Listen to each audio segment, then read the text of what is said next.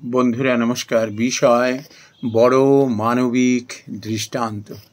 বন্ধুরা, আমরা চারিপাশে যে হিংসা, প্রতিহিংসা, অমানবিকতা দেখছি না, এটি দেখে আমরা বড় শঙ্কিত হয়ে উঠছি।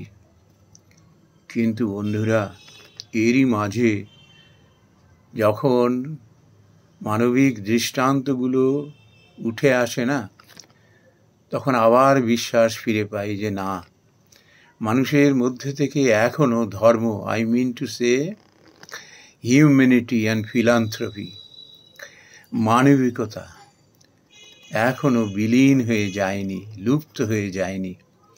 সেরকমই একটা দৃষ্টান্ত শোনাতেই এই ভিডিওটি করা। আমি এই পরিবারটিকে খুব ছোটবেলা থেকে জানি। তো ওই বাড়িতে একটি মেয়েকে তার পরিবারের লোকজন রেখে গিয়েছিল, দরিদ্র পরিবারের, যে এই বাড়িতে থাক, এখানে নিশ্চিন্ত থাকবি, নির্ভাবনায় থাকবি, পরিচারিকার কাজ করে এখানটা। তো সেই মেয়েটি ওই পরিবারেই তখন ওই থেকে গেল এবং পরিচারিকার কাজ করতে করতে ওই বাড়িরই এক সদস্য হয়ে গেল, বলতে গেলে সদস্যা হয়ে গেল। এই করে করে বড় হলো।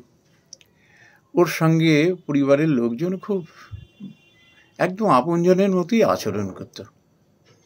সেখানে কোনো রকম কমপ্লেন করবার কোনো স্কোপই ছিল না। কিন্তু মানুষের জীবনে সুখ দুঃখ দুটোকেই বরণ করে নিতে হয়। যারা বরণ করে নিতে পারে তারাই শেষ পর্যন্ত টিকে থাকে। খুব দুর্ভাগ্যক্রমে মেয়েটি লিপ্রোসি, কুষ্ঠরোগে আক্রান্ত হয়ে যায় এবং ওই বাড়ির যারা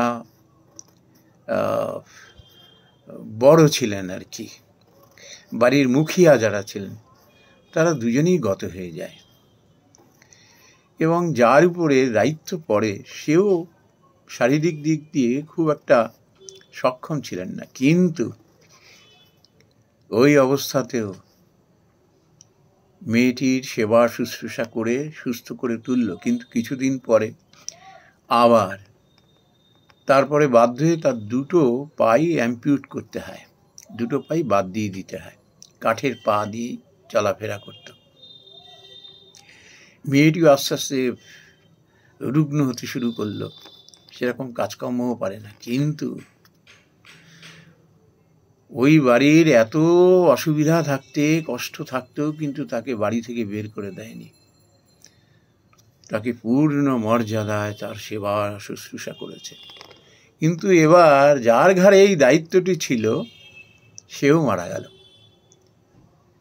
একেবারে নিঃস্ব হয়ে গেল মেয়েটি, কেউ তাকে দেখার নেই। আর কুষ্ঠরোগী মানুষের তো এরকমই একটা সহজাত একটা ধারণা আছে, স্বাভাবিকভাবে কেউ নেয় না। এই বাড়িরই যে মেয়ে, তার বিয়ে হয়ে গেছে, সে মেয়েটির এই শেষ অবস্থায় তার একটা ব্যবস্থা করবার জন্য একেবারে সেই নাজেহাল হয়ে গেল, খোঁজাখুঁজি করতে করতে, যে একটা ভালো যদি আশ্রম বা কোথাও একটা পাই, অল্প কিছু অর্থের বিনিময়ে যদি এর একটু সেবা শুশ্রূষা করে ওখানে থাকার সুযোগ পায়। কেননা শেষ পর্যন্ত সে ভাড়া বাড়িতে গিয়ে উঠেছিল। ভাড়া জোগাবে কে?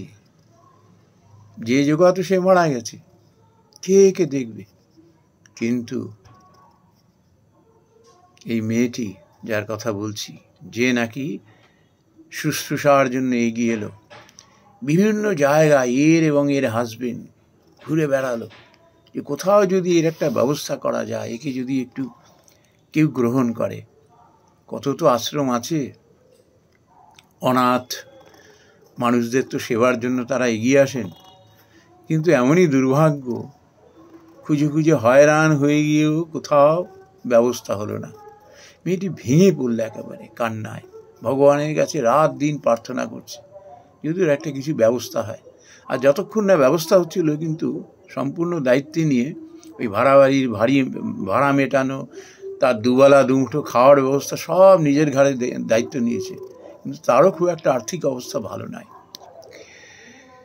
তো এরম করে করে একটা মুহূর্তে যাই হোক কাছাকাছি একটি জায়গা পেল, খুব ভরসা হলো। কিন্তু মেয়েটি মানে সব শুনে টুনে তারা রিগ্রেট বললো না, নিতে পারবো না।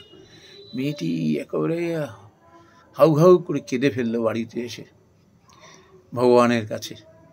কিন্তু ভগবান এমন ব্যাকুলতা কি চোখ বুজে কান বন্ধ করে সইতে পারেন? দুদিন পরে ওই আশ্রমের যিনি হেড, তিনি খবর পাঠালেন তারা যেন দেখা করলো মেয়েটি এবং তার হাজব্যান্ড, এবং মেয়েটির দায়িত্ব নিয়ে নিল। আজ প্রায় বছর 2 উপরে এই মেয়েটি প্রত্যেক মাসে মাসে যায় তাকে দেখতে,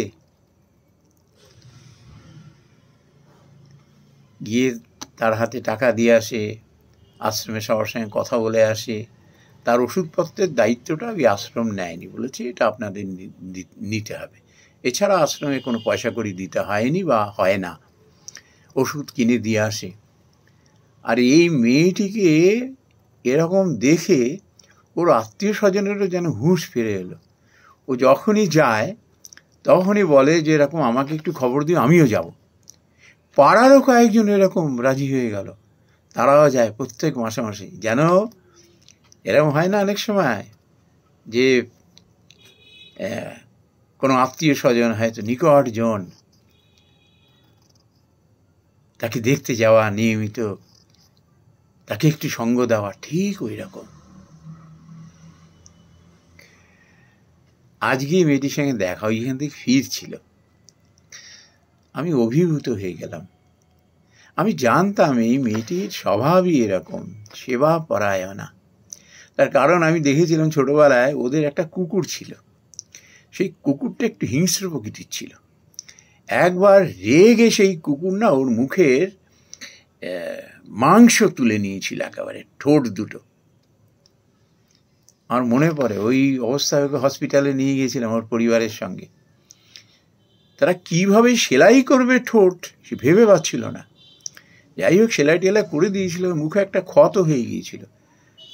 তারপরে এই কুকুরকে বিদায় করবার জন্য ওর বাবা মা উঠে পড়ে লেগেছিল, বেঁকে বসে। ওইটুখানি মেয়ে, তখন বোধহয় সেই স্কুলের ছাত্রী, বলে না না না। কি মানবিক।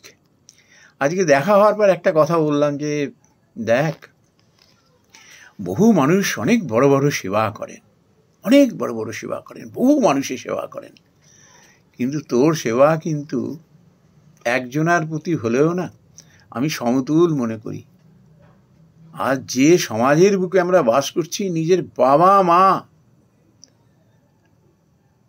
তাকে পর্যন্ত তুচ্ছ তাচ্ছিল্য, অবহেলা, অশ্রদ্ধা, তার উপরে পীড়ন, শেষ পর্যন্ত ঘাড় ধাক্কা দিয়ে বার করে দেয়, এমনও তো সব শুনি। হসপিটালে দিয়ে আসার পরে আর খোঁজ করে না। স্টেশনের প্ল্যাটফর্মে রেখে, আমি টিকিট কেটে আসছি বলে মা কিংবা বাবাকে রেখে চলে গেল। কি নিষ্ঠুরতা, ওরে বাপ রে বাপ। আর সে কিনা একজন পরিচারিকার জন্য কেঁদে মরছে। সে একটু ভালো থাকলে পরে সে তার যেন নিজের পরিবারে কেউ ভালো রয়েছে, নিজের মা, নিজের বাবা, এরকম মনে হচ্ছে যে তাকে যেন একটু ভালো রাখতে পেরেছে। কি আনন্দ মনে মনে। আজকে বলছিল যে আমার এর পেছনে না আমার হাজবেন্ডের যেরকম অবদান, সেমনি আমার শ্বশুর বাড়ির লোক। তারা যদি আমার পেছনে না দাঁড়াতো এরমভাবে, আমি হয়তো, ওই মেয়েটির নাম হলো, যাই আমি নামটা বলছি না, গোপন রাখছি, ধরুন মালতী।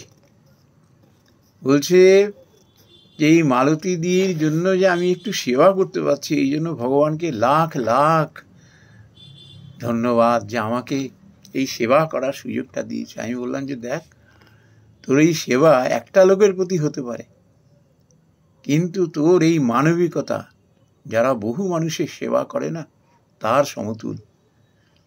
ঈশ্বর তোর মঙ্গল করে, তুই ভালো থাকবি। দেখবি যার মন এইভাবে কেঁদে ওঠে, না আছে তো তোদের কোনো ব্লাড রিলেশনের সঙ্গে, তোদের বাড়িতে পরিচারিকার কাজ করত, কিন্তু তাকে কোন আসনে বসিয়ে বলতো সেবা করছিস? এ সেবা বৃথা যাবে না। দেখবি তোকে দেখে আরো 5 জন শিখবে, দেখবি তারা অন্ধকারের মধ্যে না রাস্তা খুঁজে পাবে। বন্ধুরা, আমার কাছে এটি একটি তুলনা করবার মতো দৃষ্টান্ত হিসেবে আমার জীবনে এসেছে, তাই শেয়ার করলাম আপনাদের সঙ্গে। নমস্কার বন্ধুরা।